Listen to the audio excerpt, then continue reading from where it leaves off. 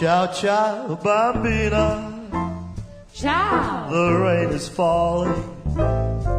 Once more I kiss you Ooh. and then goodbye. Our love was just like What? And we are back with more West Coast Italian Radio. This is Tony Listella, your host, with the lovely Marcia Caputo.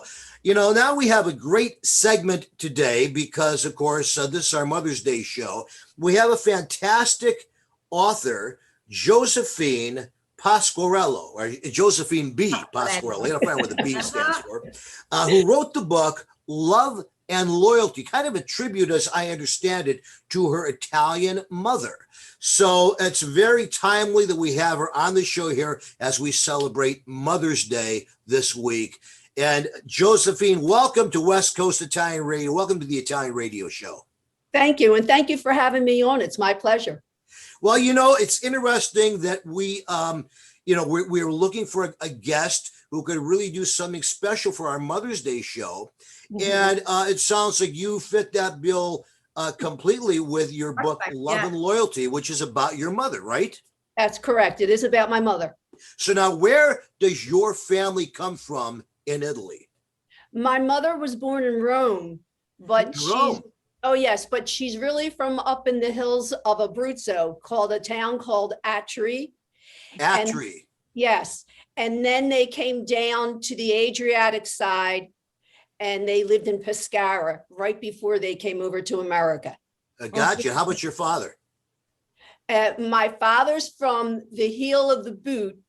His family really was from Sicily, and then they moved over to the middle of the foot, and then they all migrated in 1888 and left immediately from there and came to Philadelphia. Got you. So then Pasquarello, is that your married name or is that your maiden name? Oh, no, that's my father's family's name.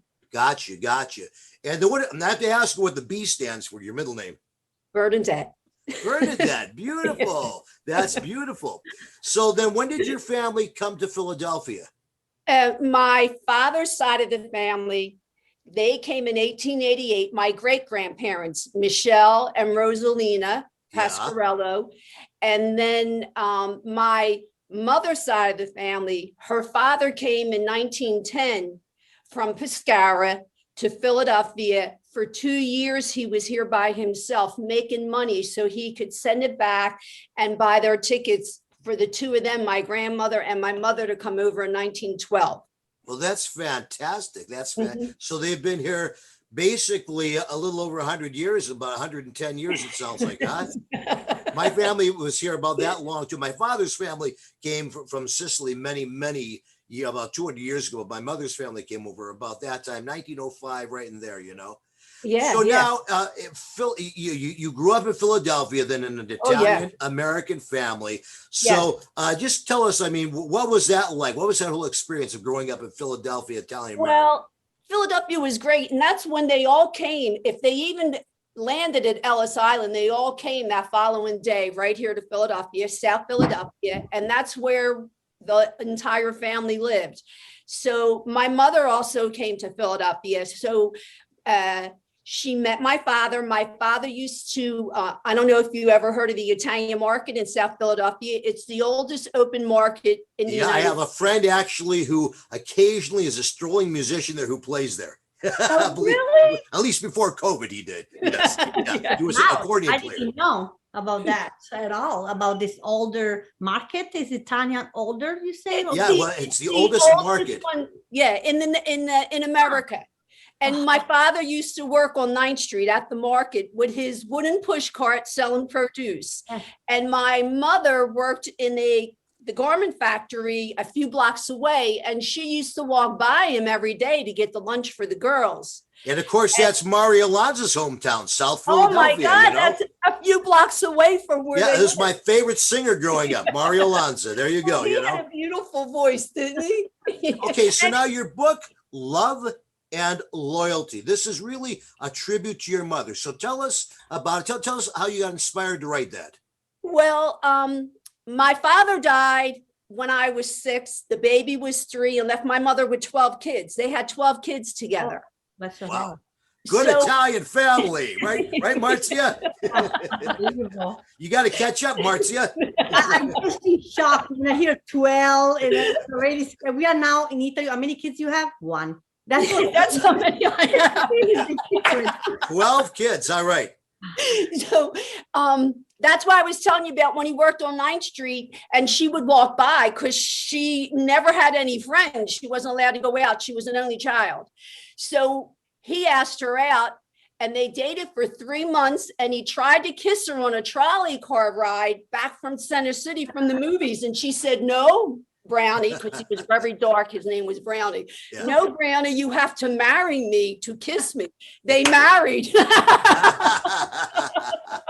Italian. Well, there you go. So then they ended up, he kept doing his produce and she kept, being pregnant 9 months, breastfeeding for 9 months, pregnant for, and she did this on for 20 years with all of us. Mamma mia. Wow. And then he died when he was 53. Yeah. And she, at first, all his family said, put them in an orphanage. And at first, the first couple days, she thought, well, yeah, I guess that's what I should do. But then after like 2 weeks, she said, no, I'm moving out of South Philly. We're going to move into an Irish neighborhood Yeah. because she was afraid the Black Hand would come after her 4 sons. Yeah. Wow. Yeah. And she figured out, only went to 6th grade, figured out how she could keep all of us together in the house and she could raise us. And she came up with her own system. That is an amazing story. I mean, Yeah. that really just is, even in today's world, that would be an amazing story, Well, much less, back in the, in those days when we didn't have the resources like we do now. So, That's correct. I know we don't have time to go into the whole thing, but just give us like a really brief description of what was her system. I mean, how did she work, get money, and then raise all the kids? All right. So this was the system. The 3 oldest were 21 and 19, 17. Yeah. They got jobs. They came home every week and gave her $20.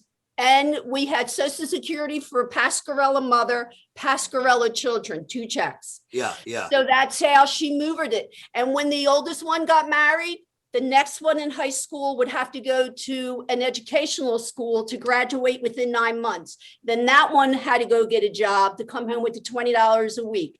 And she Gotcha. did that until all of us hit the age of where we could graduate. Us younger ones all graduated from high school because it wasn't as bad as it was from the very beginning. Right. Right. Well, that's Wow, kind of- man. Italian system. That's how it is in Italy too. My grandma, everybody, the old one got to work right away. You don't finish. Let's say when we talk about why they don't finish school in Italy, in the south and north, because it is. You grow up, you maybe do the middle school, and then you go right away to work. You start Because they need the money so they could Yeah. buy. Yeah. started work when he was 10 years old. That's Well, I how- think that speaks a lot about the culture of the Italian immigrants. Really, I mean, Yeah. that they came here. They weren't just looking for a bunch of handouts. I mean, they really came here. They worked hard. They Yeah. took care of each other. Family was everything. Right. Like keeping that family together, working as a family. Uh, So the now one here, nowadays, you still. If- Are you, wait, go ahead. the book say, like she say in the book, loyalty. That's Yeah. perfect. Yes, for loyalty, Italian, because absolutely. it is about that, respect, loyal each other, how to help. That's what you do in a family. So it's perfect. Like title is really good when you put it on. Well, see, my mother and father had an agreement Mm, that she had to keep all of us together. So mhm. that was a deal between my mother and father. Right, right. So, as your mother, is she still alive or she passed away? No, she was born in 1907. Ah, Yeah. My father was born in 1902. gotcha. So when my mother had me, she was already 42 years old. Jeez, wow. So now, are all your brothers and sisters still living? Do you still? And 2 have passed away, so there's still 10 of us. And the oldest one, he's 89, Ralph. Wow. And are you still a close family? You still get together and everything? Well, for Ralph, like he just called me the other day and said my 2 tins of cookies are empty. What that means, you know, the Italian prince, that means make some more cookies and bring them down here to me. And when you guys do a family reunion, you must have like to rent out a whole hotel or something, you know? Well, you know, Uncle Nick, that's my father's youngest brother, Uncle Dominic. He was the last one that had a big family reunion, and there probably were like 250 of us. Yeah, wow. Because the kids, grandkids, relatives, you know, cousins, you know, wow, and in-laws. And we're up to like about the 5th generation now because, you know, we just keep moving along. Do you know what I mean? Are they all still kind of in the Philadelphia, Pennsylvania area, or you know, are they spread out? Some are in Pennsylvania. Ralph, the oldest one, is the last one that stayed in the city. He never left South Philly for like 80 years. He's downtown Philadelphia. He cannot leave Philadelphia for some reason. I don't know what it's about. I have an uncle like that who can't leave New York for the same reason. So I understand. Well, listen, we only have about 1 more minute. Okay. We want to tell people how it sounds like a fabulous story and it's a true story, you know, Love and Loyalty, a great book about, you know, the Italian, perseverance, you know, and how Italian immigrants really came together and family was everything and really sustained themselves. Love and Loyalty. So Josephine Pasquarello, where can people get this book? You can get it on Amazon, or you can also order it through Dorrance Publishing out here in Pittsburgh, Pennsylvania. That's fantastic. You know, this sounds like it has a movie script written all over it somewhere down the line, you know? It sounds like everything, family struggling, everything. That's right. Because you have to think about it. People or your grandma didn't speak English, you know, so part-time, everything, it's a little bit of everything. So it's perfect for any generation, this book. Well, thank you so much, Josephine, for being a guest on our show.